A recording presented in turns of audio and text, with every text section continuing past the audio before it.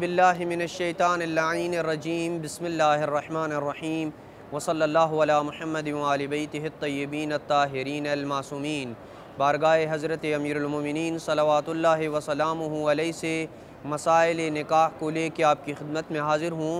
सवाल ये है कि इंसान जिस औरत से शादी का इरादा रखता हो उसके मकामात हुस्न को किन शराइत के साथ देखा जा सकता है। जवाब यह है कि इंसान जिस खातून से शादी का इरादा रखता है उसके मकामात हुस्न जैसे चेहरा, बाल, हाथ, पिंडलियाँ और कलाइयाँ और ऐसी ही दीगर आज़ा चंद शराइत के साथ देख सकता है। पहली शर्त यह है कि शहवत और लज्जत का कसद ना हो। इन मकामात हुस्न को देखने से उसका मकसद और उसका कसद जो है वो शहवत और लज्जत ना हो।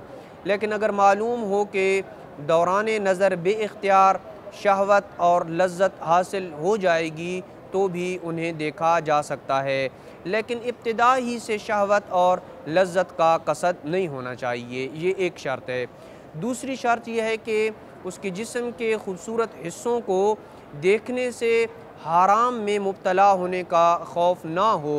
और हराम में मुब्तला होने के खौफ से मुराद अल-अयादु बिल्लाह फ़कत ज़िना नहीं है, बल्कि हर किस्म की मासियत खुदाबंदी है, जैसे कि फ़कत बुरी निगाह से देखना या छूना या इससे मिलती जुलती चीज़ें जो हैं वो भी हराम के ज़ुमरे में आएंगी। तीसरी शर्त यह है कि दौरान नज़र शादी से कोई चीज़ माने ना हो, यानी जब वो उस खातून की तरफ और उसके मकामात हुस्न को देख रहा हो तो उस खातून के साथ शादी करने से कोई चीज़ माने ना हो, जैसे कि खातून का इद्दत में होना या बीवी की बहन होना ये माने है, क्योंकि किसी खातून से दौरान इद्दत शादी नहीं हो सकती और बीवी की बहन से भी बीवी की ज़िंदगी में निकाह करना जायज़ नहीं होता है। लिहाजा दौरान नज़र शादी से कोई चीज़ माने नहीं होनी चाहिए। चौथी शर्त यह है कि मुकल्लफ़ पहले से ही उस औरत के हालात से और उसके मकामात हुस्न से आगाह ना हो। पाँचवीं शर्त यह है कि उस खातून को शादी के लिए इख्तियार करने का एहतिमाल हो, यानी ये कम अज़ कम एहतिमाल मौजूद हो कि वो उस खातून से शादी करना चाहता है, वगरना जायज़ नहीं होगा। छठी शर्त यह है कि बिनाबर एहतियात वाजिब फ़कत उस सूरत में खातून के महासिन पे निगाह की जाए जब मुकल्लफ़ ख़ास तौर पर किसी एक मुअय्यन खातून से शादी का कसद और इरादा रखता हो।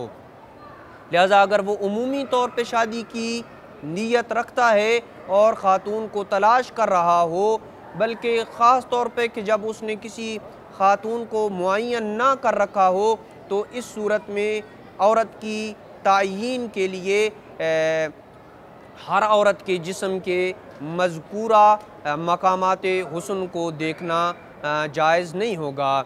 इस मामले में बतौर खुलासा एक कायदा और कानून ये याद रखना चाहिए कि पहले तायीन या कम अज़ कम इह्तिमाल तायीन मौजूद हो और फिर उस खातून के मकामात हुस्न को इन शराइत के साथ देखा जा सकता हो, यानी उस खातून को शादी के लिए मुअय्यन कर चुका हो या उस खातून को शादी के लिए मुअय्यन करने का एहतिमाल हो कि ये मेरी बीवी हो सकती है। अगर पहली नज़र में उसके मकामात हुस्न से आगाही न हो पाए तो तकरार भी किया जा सकता है, मुतअद्दिद बार भी देखा जा सकता है इन्हीं शराइत के साथ। आया जिस खातून को शादी के लिए मुख्तस किया जाए उसके हाल से आगाही के लिए और उसके मकामात हुस्न पे निगाह डालने के लिए उसकी इजाज़त लेना ज़रूरी है या ज़रूरी नहीं है। जवाब ये है कि ऐसी सूरत में उस खातून को अगर वो शादी के लिए मुअय्यन कर चुका है